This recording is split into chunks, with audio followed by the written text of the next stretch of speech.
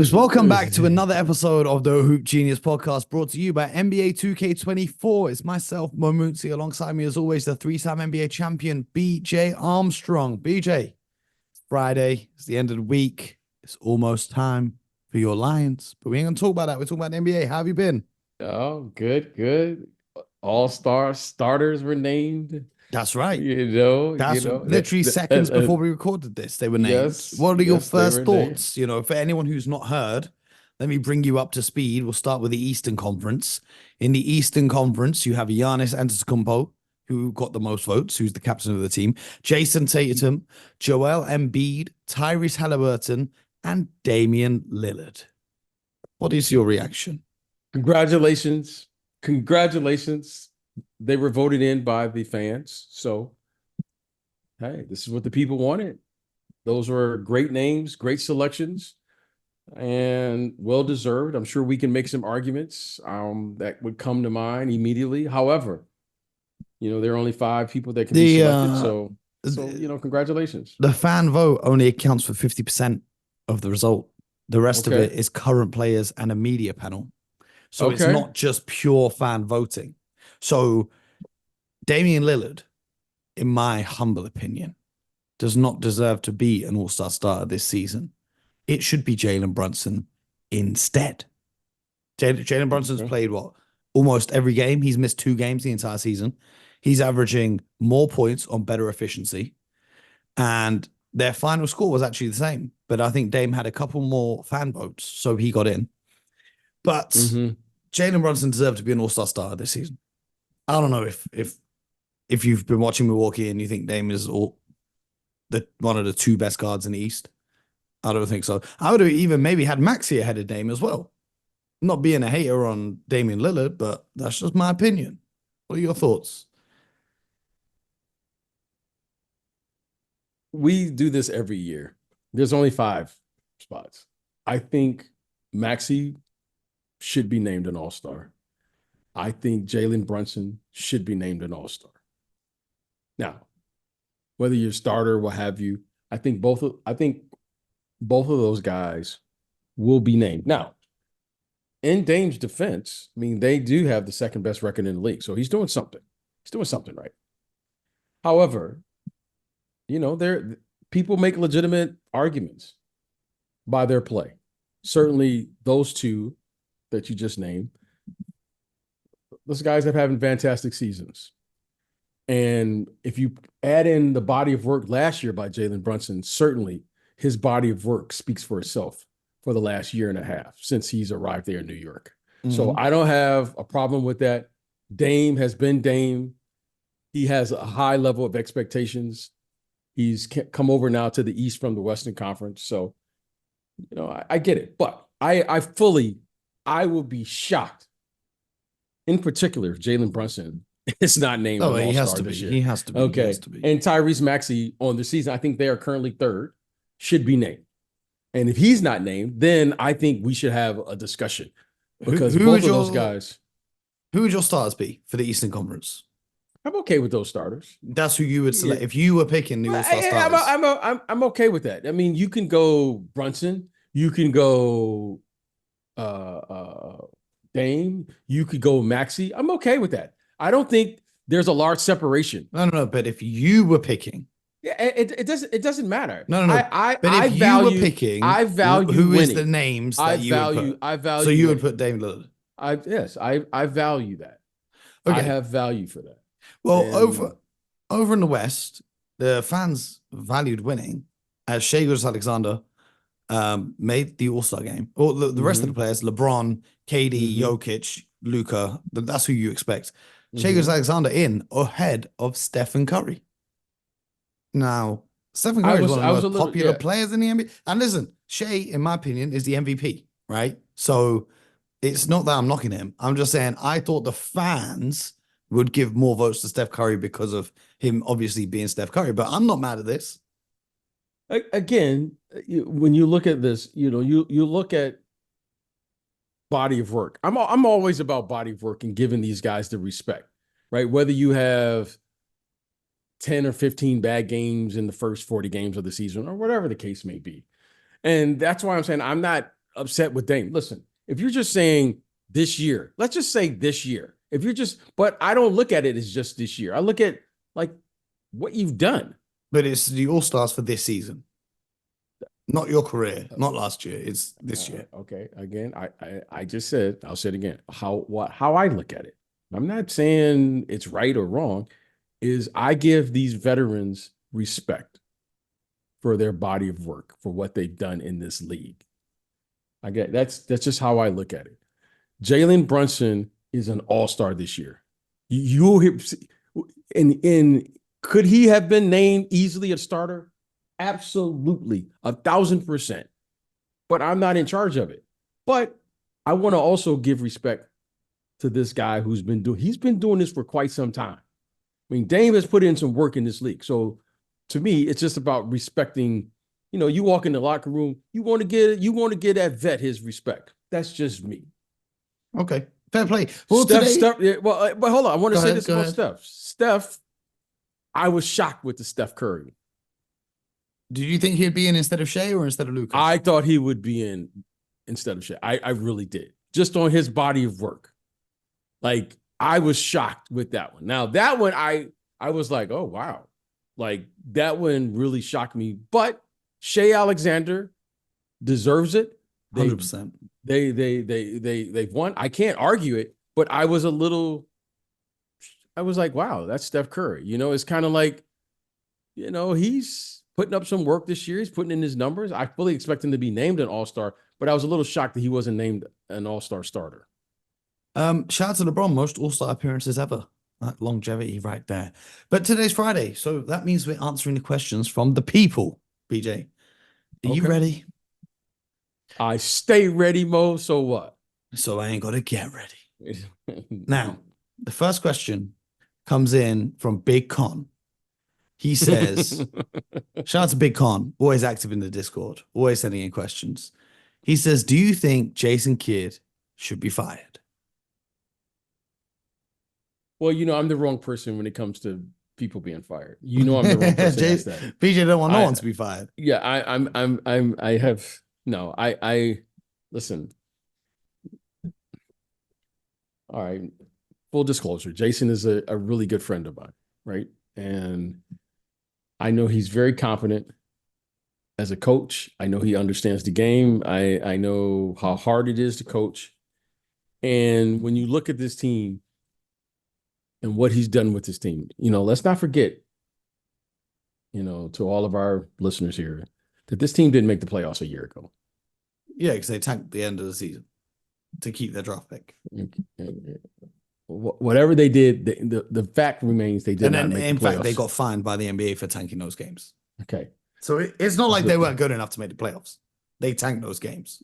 The facts remain that they did make it for whatever the reason may be. Now, I was really surprised that this team didn't make the playoffs. Now, they are still a work in progress when you look at their roster. I don't think, what are we fully expecting with this roster as is? I mean, I'm just being honest. I think the best case for me for the Mavs is a 5 seed with this roster. And where are they currently? Where are they currently now? Currently 8th, 4 games above 500. And they started off really hot. And they've slipped down to 8th. But here's the thing. When they started off really hot, they had the easiest schedule in the league. This was expected that they wouldn't maintain that pace throughout the entire season. Yeah. So I don't have a problem with this roster and the way they're performing because I don't know what to expect other than they have Luka, they have Kyrie, and then go. Go. What do you have? Go with their Lively, roster. the rookie. Okay. Dante Exum, the reclamation project from Europe. This is what I'm saying. What am I expecting here? They have, what they did to get Kyrie, the things this is a makeshift roster at best. So, it's easy to, I get it. We want to blame someone. You got to blame someone. Right now, I just think I think they're in a very difficult situation. I think they understand it, the people there in Dallas. And it's going to take some time to get out of this because they have to get their books in order before they can build a team that has any sustainability. Because Luka is now clearly in the, he's in the thick of his career as far as, what he's going to be as a player. And now you got to start getting your roster together so that you can maximize when you have a talent like this. So I'm not expecting much more than what they're currently doing. Next question is from Taliwaka Nay. He says, Mo, as a fellow NBA fan in the UK, I've never met another NBA fan in real life. My brother, what neighborhood are you living in? How do you find in real life communities and friends as a UK NBA fan? I'm pretty open about being an NBA fan to people I meet, and I've got a Bucks tattoo, very visible. Number one, become a Celtics fan. But number two, start playing basketball, my brother. Head down to the park. Find some local leagues, local pickup runs. You'll find NBA fans. Join the Discord. You're already in the Discord. Get chatting today. You never know who in the Discord might live near you. It's all love. Anytime you meet basketball fans over this side of the pond, it's a very open and welcoming community. So hopefully you do. Also, there's events and stuff that go on throughout the summertime. So come down to some of those. I host quite a few of them. So you see me tweeting about it, Instagram about it. You just pull up. Chris wants to know about Miami's fourth quarter woes. The Miami Heat are currently minus 108th in the fourth quarter. For a team whose strength in the playoff last year was fourth quarter comebacks, Miami now fall apart after third. They've been generally heavily outscored in the fourth so far this season, and they play like they're trying to lose rather than continuing to play winning basketball.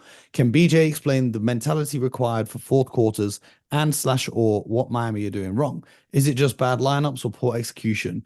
Easier to chase than defend? ? Cheers. BJ, in my humble opinion, I think Jimmy Butler just doesn't care until it's the playoffs.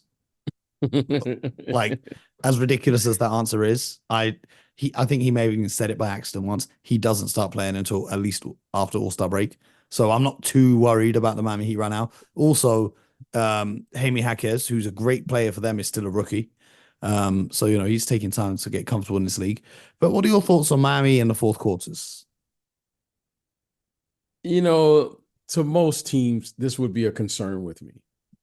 However, with the Miami Heat and the way they manage, especially Jimmy Butler, I can't say I understand it, but it works for them. So I'm going to say it's getting the results that you want. I can't argue with the results. Would I like Jimmy to play in more regular season games? Of course I would. Would I like for them to close out games in the fourth quarter in the regular season? Of course I would. However, they must have some secret sauce down there that when the playoffs begin, those guys will be ready. Okay. Absolutely. And I don't know how they do it. I don't understand it. I'm not pretending to understand it. It's kind of like goes to the old, it's the old NBA math. What's 2 + 2? It's everything Who but knows? 4. Yeah, it's everything but 4 by the NBA standard. So the Miami Heat are fine. Let's enjoy it. Let's talk about it. Let's try to make sense of it during the regular season. And then when the Miami Heat somehow get to the NBA Finals again with this roster again, and we're all sitting there scratching our heads again, going, how are they doing this? That's Heat culture. So I don't get it. I don't think anyone gets it, but surely it works for them. And Coach Spo and Jimmy Butler and Bam and Pat Riley, they got something figured out down there. Absolutely. Harry Bridge wants to know, favorable matchups are arguably as important as talent when it comes to the playoffs. Who do you think are the nightmare matchups for the top 3 teams in each conference come playoff time? Ooh. This is a good question. BJ, I'm going to walk you through the teams, and you give me the one team they don't want to face in the first round of the playoffs, the Boston Celtics. If I were them, I wouldn't want to face the Cleveland Cavaliers. Why is that? Look, I say this all the time. Donovan Mitchell at the point guard position, I just don't want to see that. Okay, but Darius Garland will be back. So he'll be back to being a point guard. Well, he'll be back. But however, you can't argue with the results they got. Mm-hmm. You can't argue. I mean, they've won. What are they? The Cavaliers are 8-2 in their last 10, 26 and 16 up to 4th. Hey. Do you think they're going to move Darius Garland? I don't know. However, it deserves. I'm going to say this. if the question doesn't come up in the meetings, then everyone's not doing their job. I'm not saying they should trade Darius Garland, but what I am saying is they were 8-2, 8-2 with him at the point guard position. And you got Mobley coming back. But I think Donovan Mitchell's a bigger risk to leave as a free agent or demand a trade than Darius Garland would be. Also with Mobley and Allen, Allen's been playing amazing basketball with Mobley out, and it's a similar thing there. They both play the same position basically, and I don't know about the fit of that team. But I think for the Boston Celtics, the nightmare first round matchup is the Miami Heat, because I don't know what it is about Eric Spoelstra. He loves going up against those Celtics, and we saw what happened last year and a couple of years before and the year before.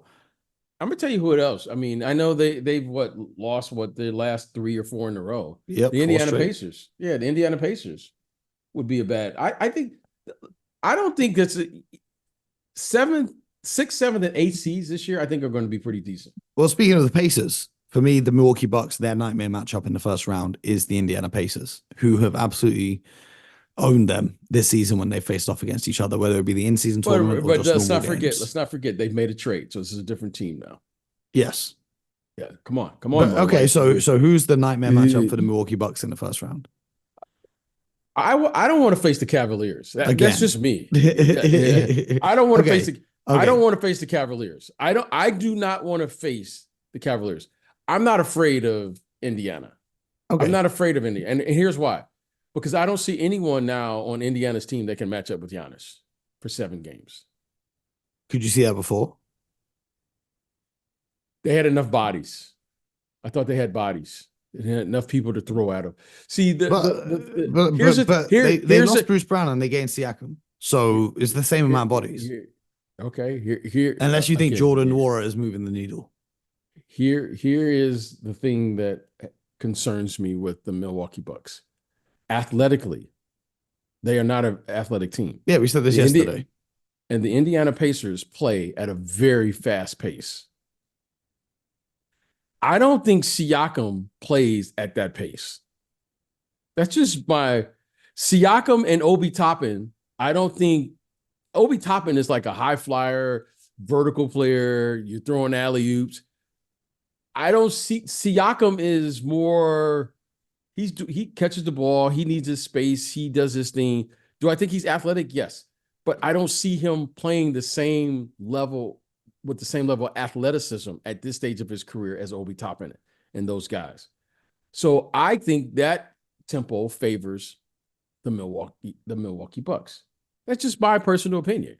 Now, Bruce Brown and those guys. Yeah, Bruce Brown, right? Yeah, Bruce Brown. Yeah, and these guys, I always get him Bruce Bowen. I don't know. I always want to call him Bruce Bowen. Bruce Brown and those guys, they're athletes. Those guys are like athletic. Like, it's one thing you don't want to guard as you mature in this league, is speed and quickness. So I think this is a different team. I think they're going to play different. I don't think their first unit is going to play with the same athleticism with Bruce Brown and Obi Toppin in it. Now you have, I think you have what's the shooter? Siakam and Buddy Hield. I think it's a different team now. I think Buddy Hield favors Milwaukee. The Milwaukee Bucks. So that's what I see. We'll see what his burner account says about that on Twitter after this show comes out. If you're the Philadelphia 76ers, who is your nightmare matchup in the first round? The way JoJo's playing, I don't think it really matters for him. You know what?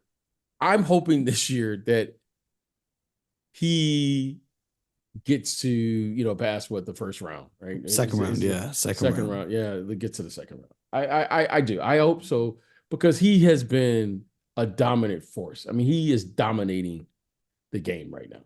I mean, he's dominating the game. He's not just being good.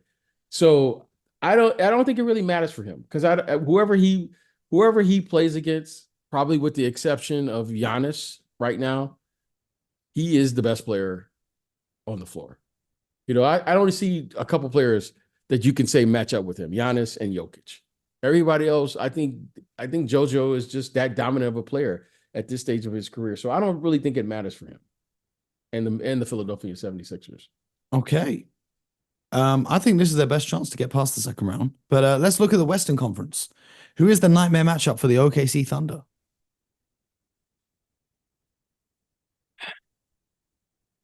You know, my Sacramento Kings, I kind of picked them to finish in the upper part of the Western They haven't Conference. lived up to their expectations, given what they did last season. They have not. Kind of maintained that level. So I'm going to say this because, I just don't like their matchup, even though they haven't been playing well throughout the course of the year. They kind of been up and down. It's the New Orleans Pelicans. The Pelicans still are a problem, and I still think that Brandon Ingram and Zion, that's just a matchup nightmare for anybody. Mm-hmm. That's a load to have to be able to guard those two guys along with CJ McCollum and Valanciunas and Herb Jones and all those guys. I just think they've been underperforming. However, this team is very capable. They're very, very capable. And I think they may be better the way their team is constructed. They may be better in the playoffs than they are during the regular season. I hope so. Yeah, I hope so. So I wouldn't, if I was OKC, that's one team I definitely wouldn't want to play just because of their size, athletic ability. But I wouldn't want to play them in the playoffs, no matter who they're matching up against. I think the only problem maybe that OKC have is the lack of experience in postseasons. They've never really been there. So I think seeing someone like LeBron James in the first round and the way he perceives the game and the way he can pick it apart and all his experience in the playoffs. And then Chet Holmgren having to see Anthony Davis with all of his experience as well might be a little tricky. I'm not saying that the Lakers would win. I don't think the Lakers would win that matchup, but I just think it might give them a little scare. Who is the nightmare matchup for the Timberwolves here? Well, when you start, if they finish first or second, they're going to probably see Dallas. They're probably going to see New Orleans. I would say Dallas. I would even say the Lakers. I would say the Lakers. But you know what, Minnesota, I like their team. I like their team. Well, I like their size. I think for the Timberwolves, it would probably be more the Kings for them because the way the Kings play, the speed at which they play, and also Sabonis operating away from the basket area, Rudy Gobert having to get up and down and then be pulled away from the basket to guard on those handoffs that they run with Sabonis. That could be an interesting one. Yeah, I think if Sacramento plays the Minnesota Timberwolves, I think the size will eventually affect Sacramento. I mean, Harrison Barnes playing against Cat and Rudy Gobert, they're just overwhelmed, okay? Unless they decide to go and utilize JaVale McGee or their other bigs. Okay, I just think at some point, the lack of size and how they are committed to playing small. I mean, Harrison Barnes and Kenyon and the Murray kid versus, Cat and their players. I just don't think that's a good matchup for them. However, they did lose the other night to the Charlotte Hornets, and they went small. So anything's possible. But I'm going to say I think size probably wins out in a playoff series. And if there's one thing that you see with this Sacramento's team that's kind of been bothersome with them for the last year or a year and a half now is size. They haven't figured out how to play against bigger, stronger athletic players. Okay, so the Denver Nuggets currently third. Is there a nightmare team for them? Jokic, listen, again, Jokic, Embiid, and Giannis, hey, you're going to have to play lights out to beat those guys. Okay, those guys are going to win two. They're going to win 2, possibly 3 games by themselves in a series. Okay, and if you get to a game 7, they'll probably win it. They'll just win the game outright. All 3 of those guys are that good. So Jokic, just get him there and he'll do the rest. So I don't see any problems with him. But you're going to have to play lights out as a team to beat him. James Lanigan wants to know, out of all of this season's active players, who do you and BJ think has the most promise to be a good head coach in the future? I am not good at picking coaches, and I mean, BJ says he's not good at picking coaches, but he don't want no one to be fired. This is a No, bad I spot to know. be in. Well, I'm gonna tell you something. Like people ask me all the time, man, did you know Steve Kerr was going to be a coach? No, I didn't, and I played with the guy for years. I didn't like. I didn't think Doc Rivers was going to be a coach. Played against him for years. I didn't guess that Mark Jackson was going to be. Ty Lue. I never suspected. Luke Walton. It just never occurred to me. Guys end up being coaches or wanting to be coaches. I would think if you wanted to be a coach, you would at least talk about it, right? If Mo becomes a GM, I would be like, oh yeah, like he talked about that. Yeah, I could see that. Spoke that into existence. I'm waiting for the but day. if you're with someone for years and they never talk about it and then they do it, you're like, huh? Like they make you move in silence, man. Shout out to. I think the obvious answer is Chris Paul, because that's just the obvious. I don't think Chris Paul. I don't think a lot of players want to play for a Chris Paul coach. This is one thing I have learned about coaching. Very rarely does a great player become a great coach. Shout out to Jason Kidd. Yes, very rarely. That's what I said. Very rarely. It's because of the way do you know who that I think?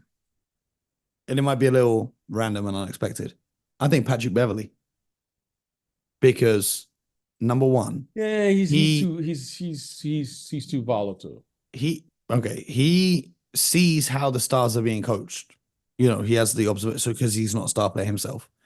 And then from what I've heard other players say about him, how he comes into practice and the coaches say we're doing X, Y, Z against this team, and he says no, we're doing this because this player's tendency is to do, like, the way he studies the game and every matchup and his emphasis on defense. Like, I'd rather have a defensive minded coach rather than an offensive minded coach. Do you know what I mean?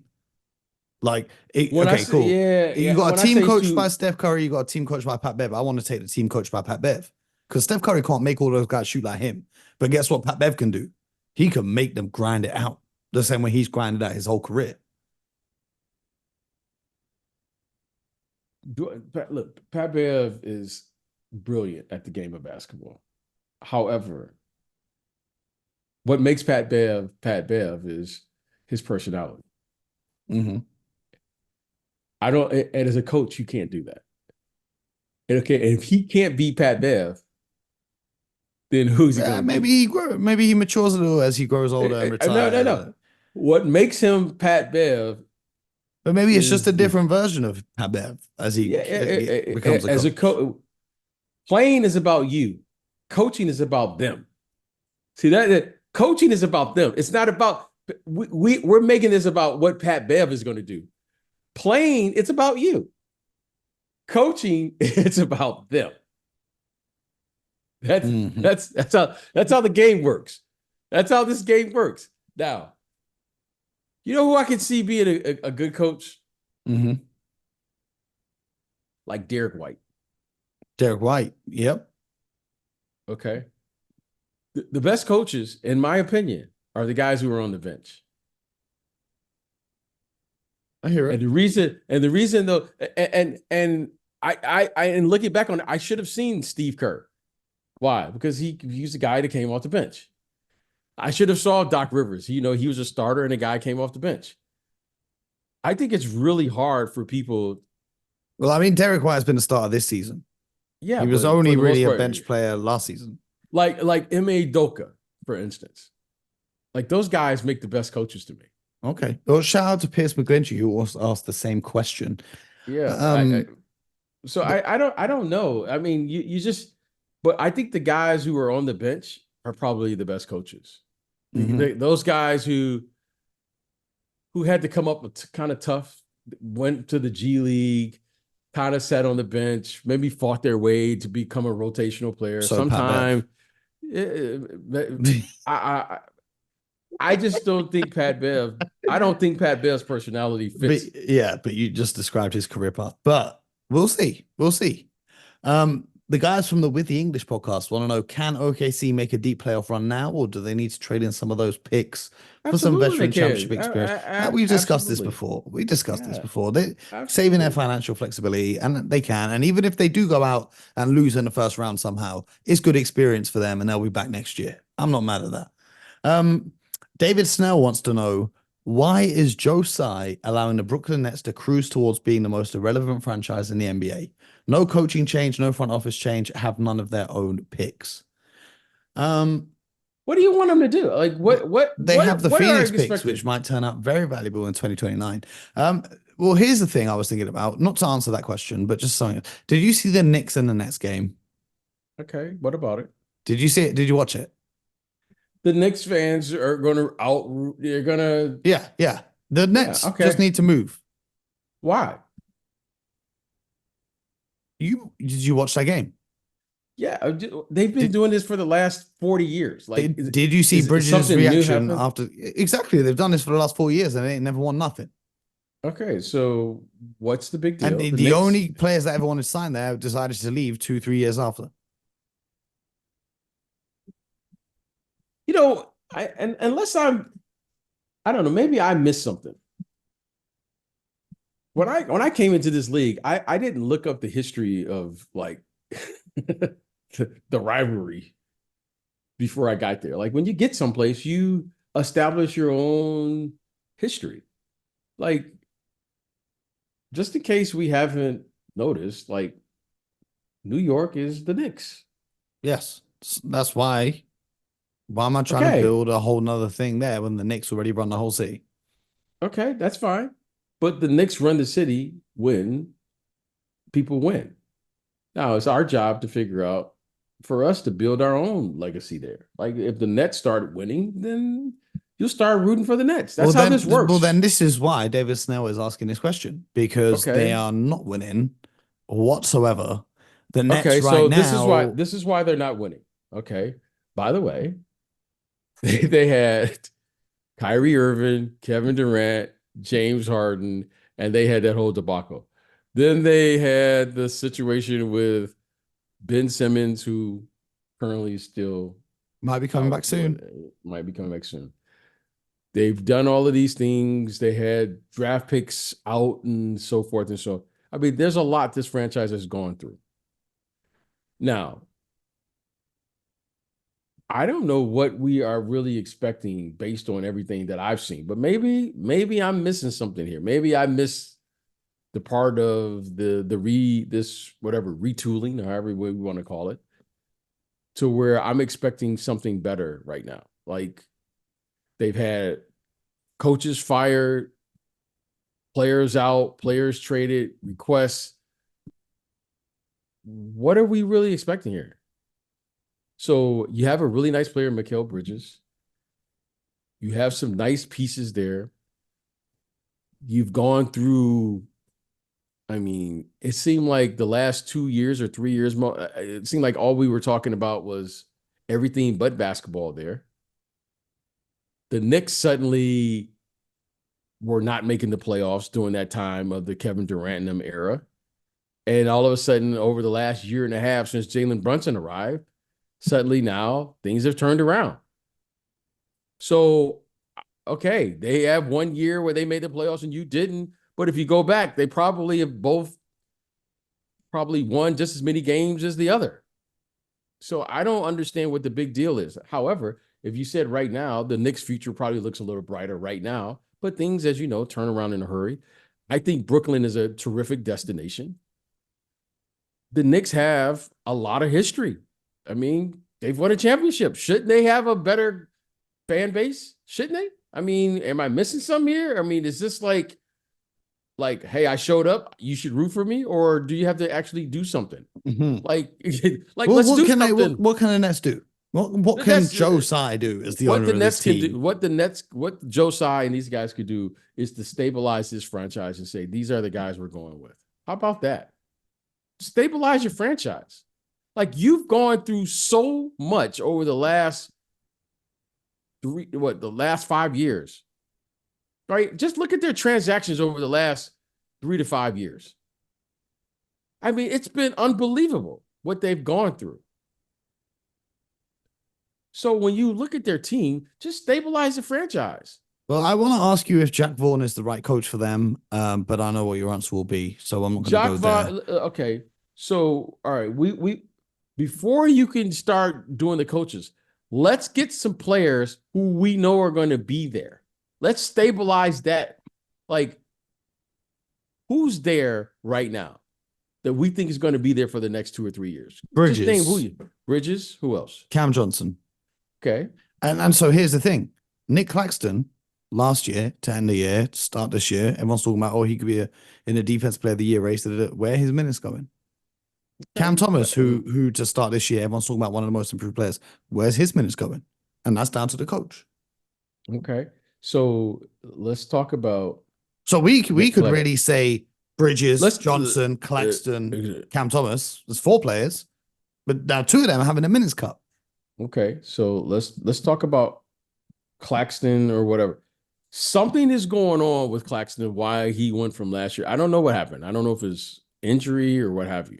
But I do know this as a player and looking at a roster. You know, it's been interesting to watch this kid. What's the kid you just named? Cam Thomas. Cam Thomas. Because you have Cam Johnson and Mikal Bridges, who are basically wing players. Yeah, Cam Thomas is a guard. Yes. So where is he going to play? At the guard position. Okay, well, that's where Bridges and these guys play. That's what I'm saying. Where are his minutes? Well, like, I just don't see a lot of minutes. I think he's a good player. Clearly he scores and da. However, if I remember correctly, they awarded Cam Johnson a contract. So he's going to play. Oh, yeah, I think Phoenix did before the trade, but yeah. So he's going to play. Bridges is going to play. Dinwiddie. Dorian Finney-Smith. That's what I'm saying. That's what, like I just think there's a logjam there, unless I'm missing something. But maybe it's just me. So okay, so now we say this guy should be playing. Okay, all right, great. Well, let's say that. So now we're going to question the coach. All right, we can question the coach. That's fine. But this guy took over in a very difficult situation, and if I remember correctly, they made the playoffs or they were somewhere near it. Mm-hmm. Against Philly.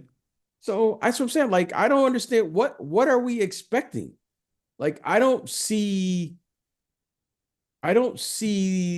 this team settling in with a group, a makeshift group, I might add, throughout all of the adversity they've gone through. Like, this has been a tough, like, it's tough to watch, let alone I'm not even in the building. So the fact that they are still competitive, I mean, I just saw them win a game out here on the West Coast. I think they beat the Lakers or something. They still compete. So clearly, you know, the coaching staff, Jock Vaughn, these guys are doing something. But when you look at their roster, I mean, it's literally like just guys that they've gotten and received back in trades. And I think they've done a good job in trading under the circumstances that they've had to deal with. I mean, they've had to make some very difficult decisions there in Brooklyn, and somehow they survived it. Well, so I mean, it's not like they could get relegated or anything. So of course they survived. Like, you're trading Kevin Durant, you're going to get some sort of decent return. Anyone could trade Kevin Durant for a decent return. That until you have to trade Kevin Durant. Anyone can do anything until you have to do it. Right? I agree with that. I mean, I don't. You know, that's tough. I just think that's tough. That's a tough scenario. But you may be right on that one. Well, Hamza wants to know, do you think rookies being drafted to usually the worst teams in the league hinders their growth? Now, this is a double-edged sword because rookies being drafted to bad teams, they're obviously in a losing situation. But on the other side of that, they get more touches and more opportunities than they would if they were drafted to one of the better teams. So 50-50. BJ, what's your take on it? If you're a rookie and you're one of those tiny guys, do you want to go into a winning situation where maybe you're just a role player, or do you want to go into a losing situation where you can be you and have the ball and do what you want to do? Here's the truth of the matter. Here's the truth of the matter. You know, Mo, I got to be very careful here. We put all of this stock into draft picks. You know, my good friend here will say, oh, this guy, they got 3 picks. Oh, they crushed it. Oh, they got this. They're I their don't think I've future's ever bright. used the phrase "crushed it" in my Oh whole yeah, life. yeah, yeah, yeah. Gosh Well, darn, they Mo, crushed it. yeah, you are get very excited about draft picks. And I cringe every time I hear people get excited about draft picks because first you got to get it right. Like drafting is very difficult. We love it when someone gets it right. Oh, they stick their chest out, but it's very difficult to draft correct. Second, the reason you have a high pick is because you are, you know, not a good team. That's why you have a high pick. Traditionally, Mo, the very best players in our league who've come into this league through the draft have been drafted in the lottery. Because of the how young these guys are coming into the league now, the question has to be asked, are they ready to perform? And the answer is clearly no. But they're still coming to the draft. So we've disguised it in the NBA and we say, we're into what? What do we do, Mo? We develop players. Now, so wait a minute, let me get this right. So your team is bad, and then you're going to draft a player that you have to spend 3-4 years to develop. And then we make up terms like trust the process. And we do all these things. Now, when is the last time we've seen a player come in his rookie year and then at least get his team to the playoffs or the play-in, just to get him into the play-in game? When the last time that happened? I need to look it up. Now, the last player I could recall where that happened was 2008 with Derrick Rose when he came into the draft. They were the 8th seed. That's the last time. That's the last time I can recall right off the top. I don't know for sure how factual that is. The problem is we're in a stage now in the NBA where we've placed more substance on developing players than actually performing. That's an NBA problem now. So, getting back to the question, I just think we have a problem in saying the following. We've placed so much into the draft. We place so much stock into assets, as they refer to them. Not me. That's what they refer to them as. And we put all of this, I guess, what's the word I'm looking for here? Clout or whatever it is into drafting players when clearly we don't have a return on the investment until years down the road. Maybe that's why most teams value veteran players because experience counts. So if you want to be good in this league, you better have experience. Well, all right. So I would lean towards how valuable. I can't think of a better prospect than Wembanyama in the last 20, 30 years. Since 2003. Yeah, I can't think of it. I mean, this guy, Wembanyama is an elite prospect. However, what do they have? How many wins they have? Not enough. Not enough. So that says it 8. right there. Okay. So that says it right there. Right there. Now, and this guy is putting up monster numbers, by the way. Don't get me started on him. I mean, I watched him last night versus Chet. Wow. Watching him just in the league. I mean, what's his name scored 70 against them the other night. Embiid. And he's Embiid, yes. And he still had like 33 and like, you know what I mean? Like he's doing this in like 28 minutes.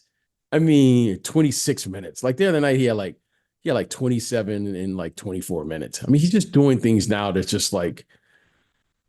Yeah, he's been averaging 24 points in like a 20-minute restriction. It's crazy. Yeah, it's like it's ridiculous. So I would love to see players invest in themselves and say, I want to be one of the first players to come in since whenever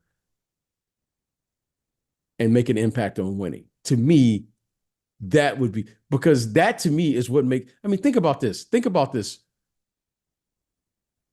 I'm old enough to remember this. When Magic Johnson came in this league in 1979 and 80,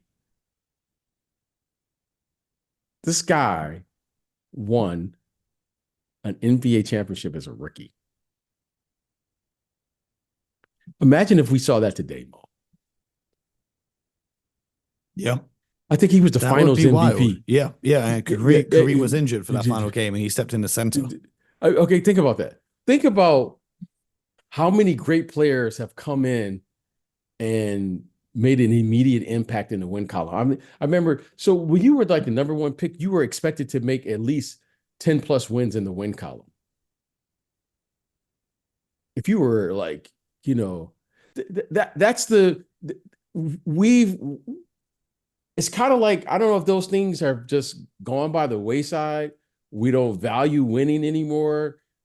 You just get your stats developed and then, hey, next year you'll come back and average 28, 29, 30. But, you didn't win. So then, hey, I guess I'll say, well, he needs help. I don't know.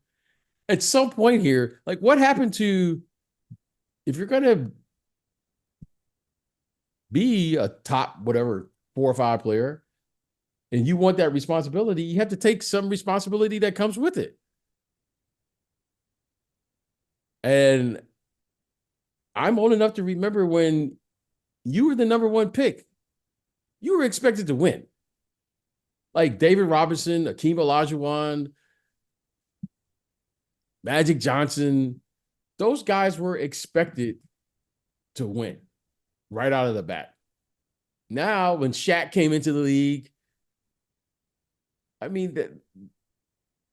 but again, I don't know. It's a new time, so I guess I don't know where that fits, but it's a new time. It's a new era. And unfortunately, now we don't expect these guys to, we don't even expect these guys to the whole idea that you have 10 teams that can get into extra games. Is that asking too much? Okay, but just to go back to the question, do you think being on the worst teams in the league hinders their growth? Do you think Wemby would have developed more if he was on a competitive team rather than being on the Spurs? Okay. I'm drafting you because you're that good with the number one pick. Okay, I'm only, my team is only as good as the players that play. But players in the NBA, from the day they're drafted to the end of their first season, nearly all of them improve during that first season, right? So if Wemby goes from point A to point B, do you think being on a better team, he would have gone from point A to point B a lot quicker? The problem has to be solved is we got to have a heart-to-heart. Are you ready to perform on day one? And clearly the answer is no.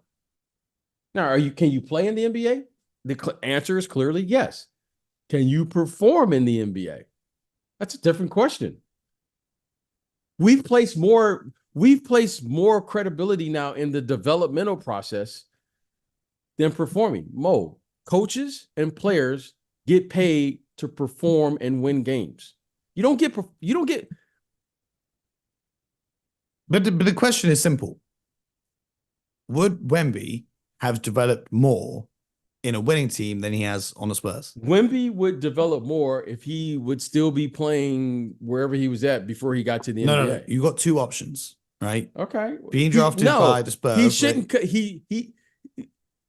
Now, in my opinion, he's got a limit or whatever he's got going on. What they call minutes restriction. Minute restrictions. Okay. He's got a minute restrictions. Okay. Well, it's 82 games and 48 minutes a night.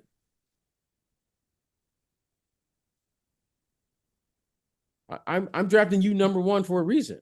Okay. But that's not the answer. That's not remotely answering the question I'm asking. Okay, well, all right. Ask the question again. Would Wemby have developed more by being drafted by a good team rather than the Spurs? Because you watch the Spurs, guys aren't even feeding him the ball at the right time. You're playing with worse teammates. You got to, defensively, your teammates are making more mistakes. Offensively, they're making more mistakes. So if he was drafted to a good team, do you think that would help his develop more? Or do you think by having a lesser role, byproduct of being in a good team, it would hinder his development? According to what I've seen, as far as winning and losing, if Wemby went to the Milwaukee Bucks, where's Wemby going to play? Where's he going to develop?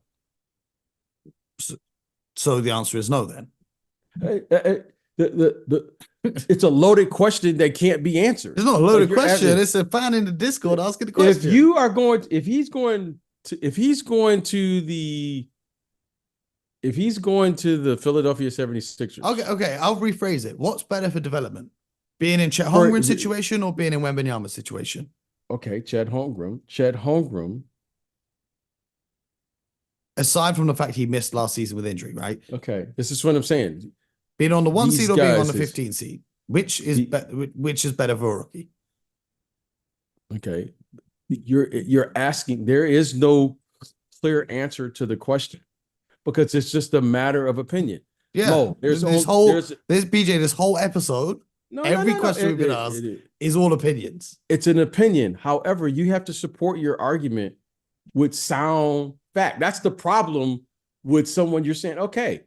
You say, okay, so Mo asked a question. What's better? So the question was, what's better for his development, correct? Yes. Okay. Here is a fact. How are you going to develop without playing? But he is playing, and he would be playing in OKC too. No. Okay, listen what I'm saying. How are you going to develop without playing, whether he was on a good team or a bad team?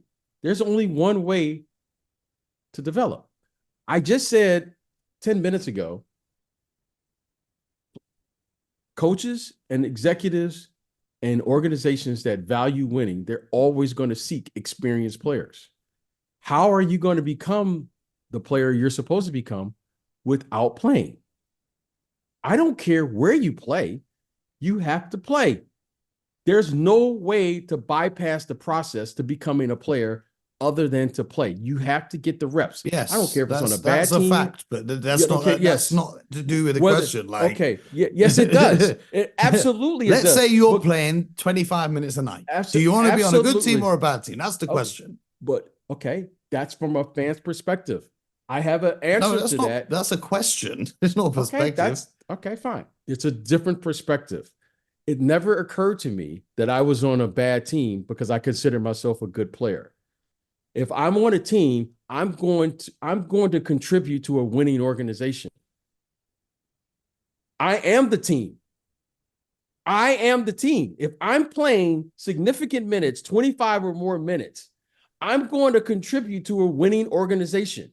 That's how I carried and conducted my business. I didn't come to a team and they just carried me and they were a good team whether I was there or not. I contributed to that. That's how I carried myself. Sometimes better than others, but if I'm on a team and I'm playing 25 to 30 minutes, I have to believe, Mo, with at least my confidence said, I'm going to contribute to the bottom line here. Now that's a good answer. Now, if you think that I'm just going to waltz and go, hey, where's the good team? I just want to be on that team. And no, you're just a guy. You're not contributing to the bottom line here. That's not how this works. That's not. If I am a good player, I have to carry the responsibility. If I want to be the top guy, I have to carry myself with the responsibility of saying, I'm going to affect whether we win or lose. Now, if you don't want that responsibility, turn it over to someone else. You can't just say, I'm on a good team and I showed up. Oh, I'm on a bad team. Well, I don't want to be here. I didn't contribute to that. No, if we're on a bad team, I have to like say, well, maybe something I'm doing is not right. So when they ask the question, I get it, why you're asking it that way. However, when I played on teams that weren't good, I didn't say they were a bad team. I looked at myself and said, hey, man, what am I doing now that I wasn't doing when we were winning? I feel like I'm doing the same thing. So before I get into the circle of blame and start blaming other people, I got to first look at myself. So Wembanyama, there's no way to develop without playing. Okay? Now, there's no way to develop while you're winning. Why? Because you have a lack of experience. Winning basketball is a different game than developing basketball. So when you're developing, I'm going to allow you to play through your mistakes. We can look at a player now, Kuminga. Kuminga is a really, really good player. However, winning basketball is a different game. So I understand the question.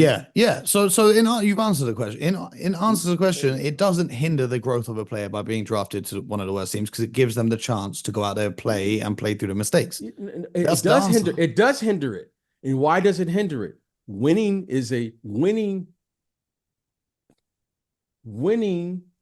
becomes part of your personality, just as losing becomes part of your personality. This is what always, believe it or not, these people are not just machines. Winning becomes a habit, losing becomes a habit.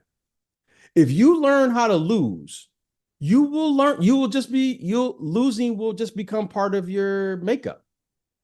Once you learn how to win, that will be part of your makeup. This is the delicate balance that I struggle with in this era. Under no circumstances do I want to go through a season where I'm winning 5 to 8 or 10 games in a year. Especially as a young player, there's no confidence. You don't know how that person is going to respond under that level of duress. So thinking that you just are developing while you're losing, no. You hear people say this all the time, but I get it. No one talks about it. Winning is very, very difficult, and you don't take that for granted. Oh, well, we got this player. We're just going to win. That's not how this works. You don't turn the switch on and you don't turn it off. So my problem is I don't see people who just lose and then they flip a switch and then they just start winning. That's not how this works. So I get it. The question may sound that way, but that's not how this works up here. Once you start winning, you win. Once you start losing, you probably lose. Why? Because where are you going to learn how to win? Where are you going to learn? Well, we're going to see how it fares for Wemby's development by being on a losing team, because I still think that he is not going to end up his whole career being a losing player. But we think that. However, we don't know how it's going to affect people. That's very true. And we don't know Detroit Pistons. We don't know the effects of losing on young people. These young people have never lost. Anyone will tell you this, and then I'll let it go. The worst part of this NBA experience is when you are losing at a consistent rate, because it just seems like it'll never end. I can't imagine what those young people must have gone through in Detroit. I can't imagine what those kids are going through in San Antonio. I can't imagine that. This isn't something that just, it happened and it just rolls off your back and you're like, we'll be better next year. No, that's not how it happens. You don't know how this is going to play out. Now, if you're a veteran and you've experienced winning, okay, you got some confidence. These young kids, you don't know. Like they're not playing for anything. That's why you hear me say things like, "Hey man, it's important for this team to play meaningful games." It was important for OKC to play in those meaningful games a year ago. Can't skip steps. You can't skip. There you go, Mo. There we go. There we go. There we go. There we go. And all I'm saying is, Mo, is these people, they're people.